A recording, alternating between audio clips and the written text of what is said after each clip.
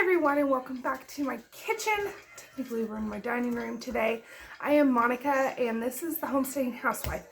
So I've been wanting to do this for a while and I finally have the time. I don't really, but it is the day before Thanksgiving and I ran out of flour. I grind or mill my own flour, and for whatever reason it completely just did not even think about it. And I went to make my poolish for my ciabatta rolls, and I went to feed my sourdough starter, and I have no flour. So I was like, you know what? It's the perfect time to do these videos because I want to do a little mini series on home milled flours because they are different. You use them a little slightly differently than a processed flour, like commercially processed.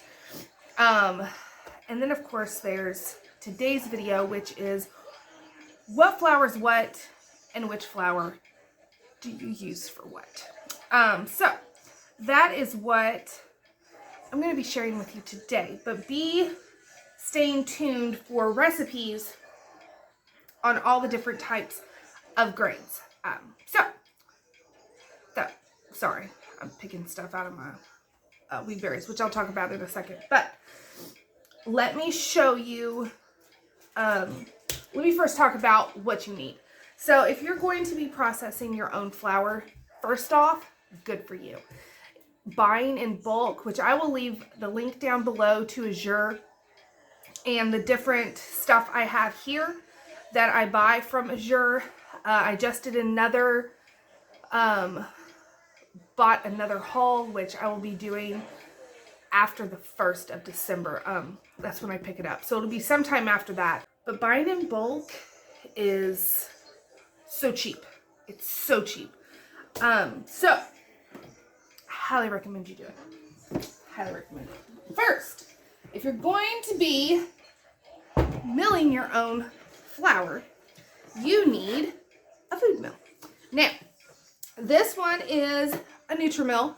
I will leave the link to it down below. So this can hold a ton. Like I can put this whole bowl in there at once because it has this little extra that makes the top hold a lot more grains at once. And then, if I can get it out. Oh, I can't do that one-handed. And then you have this whole thing, and this holds the flour. Now the whole thing between, which I'm just going to touch very briefly on that, between steel, these are steel blades, versus a stone ground, is the stone ground does not heat up the wheat berries. And so you're supposed to get even more nutrients from them. You're already, even with getting this kind, you're going to be getting so much more nutrients from the wheat berries than you are a heavily processed, just all-purpose flour from the store. You're going to get so much more nutrients out of it because these are the whole thing. Like, it's the raw wheat berry, and like there's stems, like it's fresh from type deal. So even with this one though, mine doesn't get hot. Not like some different brands that I've seen. It is an investment. I think this was close to $300, or actually I think it was $320. But I think now they're more like $279 for this. Again, I'll leave it down below. It's a great investment to have. And you can do rice, you can do not oats, but you can do rice, beans, make all different types of flours. It's a blessing, is what it is. It's a blessing. So I'm happy with it, but you need one of those. And then of course your grain, which you can buy grain or wheat berries on Amazon, but the price point isn't good. not compared to just going ahead and buying in bulk. I did my first Azure haul. I did a video on that. I will leave that linked. It also shows what I'm storing my wheat berries in. I'm also storing my sugar in it because 5-gallon buckets are so hard to find right now, and these are readily available on Amazon. And I will leave them linked. They're amazing. And they already have the gamma type lid that you would have to pay extra for the 5-gallon bucket. That makes them easy to open and close. But, so now that we've talked about that, I want to talk about the different types of wheat berries. So I have a couple of the ones that I have pretty much all of them. So, not pictured, I have hard red wheat. And then also not pictured, I have rye berries. Pictured, I have durum wheat, which is what semolina flour is made of. It's durum wheat until it is ground into a flour, and then it is semolina flour. This is what you would use to make pasta, but it is also amazing to make bread with. So the thing with durum wheat, it is the hardest of the red wheats, and it also has the highest protein and gluten production, which is why it's so good to make pasta, because you can stretch it and stretch it and stretch it without it breaking, and so you can get, you know, your thin pasta strips. But because it's so high in protein, which helps it make a lot of gluten, it is excellent to make bread with. You just never really hear about it because it's used to make pasta. But that is one of the ones I have. And then we have hard white wheat. So here is the hard white wheat berries. Now, the difference between hard red and hard white is essentially the flavor. They're both a hard berry, and what that means is it has a higher protein and less moisture, which is why it is hard.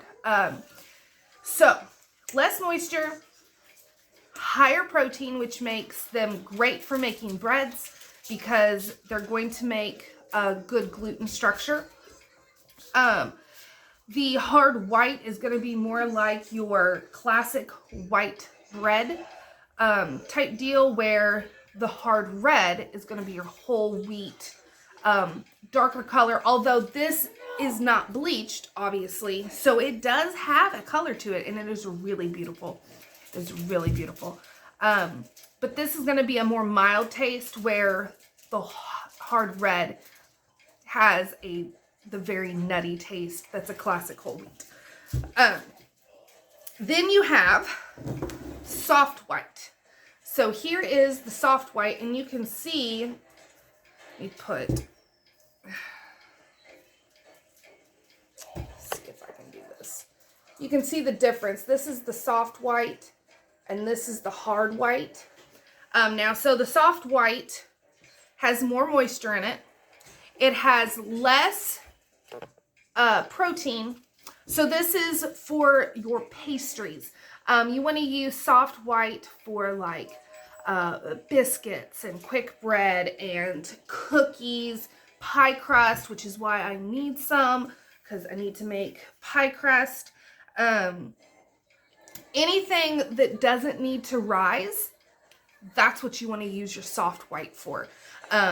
It's going to be excellent for that. Now, have I mixed soft white with a hard white to make bread? Absolutely. Did it rise?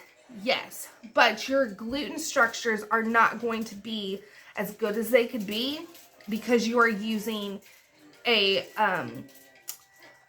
low protein wheat berry. So, oh, and rye. So rye is the last one. And rye, of course, you make rye bread. You could actually use it to make cereal or like a porridge type thing. It has essentially no gluten, which is why whenever you see a recipe for rye bread, it has another flour mixed in, whether it's, you know, whole wheat flour, all-purpose flour, whatever. You're always adding an additional flour to it, and that's because it hardly has any, it'll hardly have any gluten structure on your own. Now, that doesn't mean you can't do 100% whole rye bread. You absolutely can. Oh, thank you. You absolutely can, but it's not going to give you the type of bread that you want. It's going to be dense. Here, take your stuff on it. It's going to be dense, and just not going to be exactly what you're wanting, unless you want a super dense bread. So that is that. I think I've talked all about it. So now I'm just putting my semolina, or the durum wheat, which would be semolina flour. I'm just throwing that in with my hard white, and I'm going to grind it all together. And now these, I have them separated because they're going to be going in 1 gallon jars, which I got those from Reservoir. Best price ever. Because I do my research. Best price ever on those. And they're amazing for stuff like this. So I can label one, I have them labeled, for my bread flour and then pastry flour. So I'm going to go ahead and get these ground up. I will show you how it works. Super easy, pretty it's self-explanatory, but you don't really have, you don't really have instructions. I know, you do, but you don't, because all you have is like a thick line to a thin line, thick line to a thin line. That's what you got. And so you have to, and of course every food mill is going to be different, but for this one, that's what it is. But in all honesty, I've been using this for over a year now, and it has been wonderful. I am glad that I went ahead and bought the more expensive brand, because I was looking at the ones that aren't electric. Put it back. The ones that aren't electric, and they don't give you a fine grind. It's a medium to coarse grind, which is great for corn, which of course can be done in this. It's great for corn and stuff, but it's not great for flour. Whereas this will get it super fine and ready to go. And then a lot of the cheaper electric food grain mills just did not have good reviews. I recommend this. I recommend it, and I am not sponsored at all. They do not know who I am. I like telling you guys when I find something that I really like, and I really like this. So let me show you how we get this done. All right, so we're gonna do the hard white first. And literally all you got to do, I don't have it plugged in yet. This doesn't get washed. If you want to wash it, you run rice through it, and the rice will clean out any debris. But you want to make sure your filter's in there, and then this is where the flour goes in once it has been milled. So you want to make sure everything is locked in place. And then you go ahead and pour your wheat berries right on in. And you can see this holds so much more than if it didn't have this attachment. One thing I will say, I don't have to worry about it. Oh, see what you did? You don't have to worry about it much with this one, this batch. But you need to realize that you are buying an essentially raw product, And so there could be debris in it.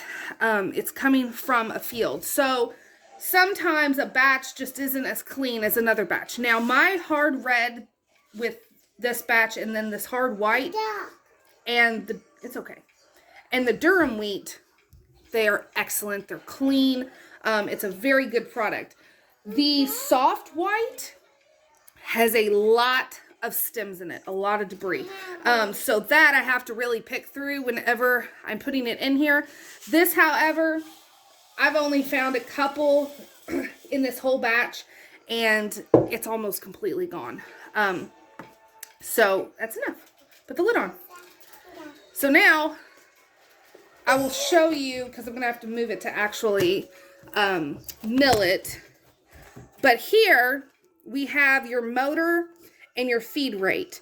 So for the motor, you want to keep it on the high side for a fine flour. So we're going to have it at about 10 o'clock.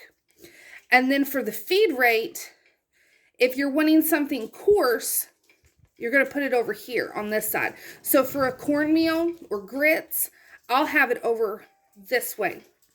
But again, we're wanting a fine ground, so we're wanting it to go through slowly so that it all gets ground up nice and fine. So again, this is going to be way over here as well. You do want to make sure if you're doing, say, corn, you can do corn flour, but you don't want to have everything too far to the left because you'll burn up the motor by trying to put something so big and make it so fine, if that makes sense. It can do corn flour. I'm just saying it's not the same as a wheat berry. But this is just something that you just learn as you go. So let's grind it up. Okay, yes, you're on my floor for the moment because I have so many appliances hooked up for holiday baking that this was my closest outlet. But I promise my floor's clean. And the flour's not actually touching the floor. So I wanted to show you finished product. There's stuff all over this because I didn't have it locked in all the way. And I blew flour dust everywhere. So it just goes to show you, even after using it for a year, you can still make mistakes. But this isn't all of it. I just wanted to kind of show you what it looks like. So this is the reservoir for any stray powder, which is why I love this so much, is nothing gets out. As long as you, I know, as long as you have it locked in place. If you don't have it locked in place, that is user error, and that has nothing to do with this machine.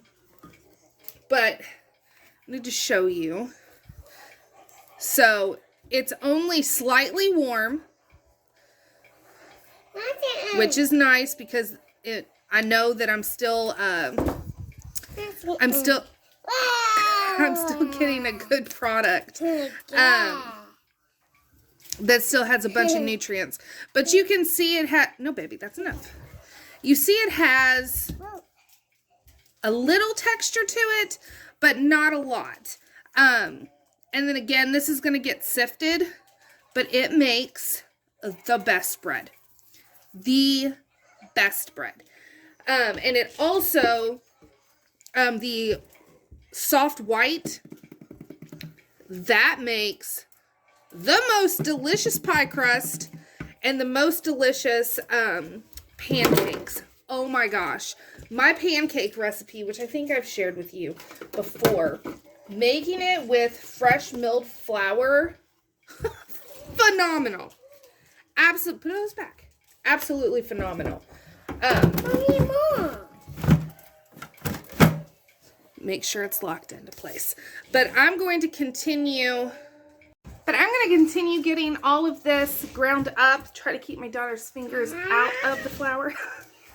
But I just wanted to show you how easy it is. You can't expect to make perfect product your first go round either. Like there is a learning curve.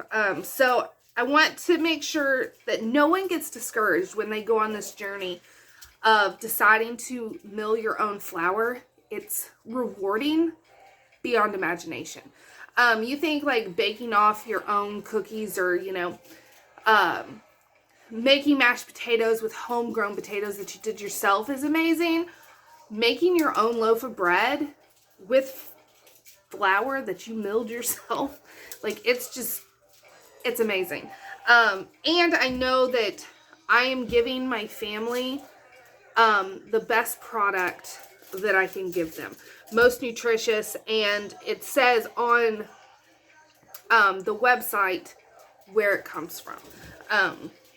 So it just makes me feel good about it. So that's about it that I wanted to show you today. I just wanted to show you how easy how easy it is. That's cool. So I hope you enjoyed this, and I hope you're excited for the recipes that are getting ready to start popping on the channel that have to do strictly with home milled flour. And we're just gonna take you along for the ride. So until next time, thanks for watching.